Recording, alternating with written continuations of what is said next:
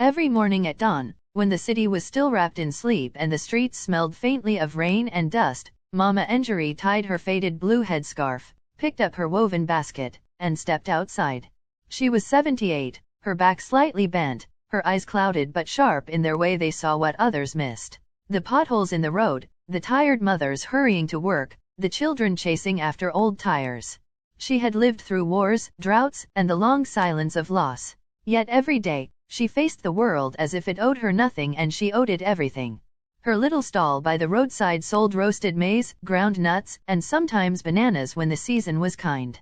She had no one to help her. Her children had all moved to the city, chasing the kind of life that left no room for their mother's slow stories or old ways. But Mama Engery didn't complain. She simply lit her charcoal stove, fanned the fire, and waited for the first customer. "Morning, Mama," called a young boda rider one day. "Morning, my son," she replied with her usual smile. "The world hasn't beaten you yet, eh?" He laughed. "Not yet. Still fighting." She nodded. "That's all any of us can do." As the sun rose higher, the city roared awake. Buses rumbled by, people argued, vendors shouted. Yet amid the chaos, Mama Engery stood steady, a quiet island in the middle of a restless sea. When business was slow, she took out her old radio, a crackling thing with a broken antenna, and tuned into the news. "They talk about the future," she often muttered to herself, "but they forget the past." Her hands trembled now when she counted coins. Her knees hurt when she walked home in the evening. But she carried herself with dignity. Each wrinkle on her face was a story, each scar a memory of survival.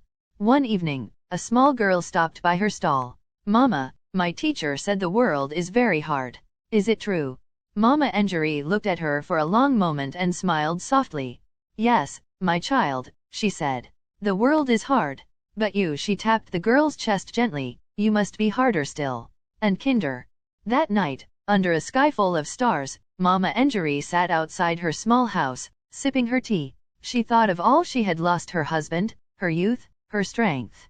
Yet she also thought of all she had gained: wisdom, peace, and a quiet pride that no one could take away. Tomorrow, she would rise again before dawn. The world would still be hard. But so would she.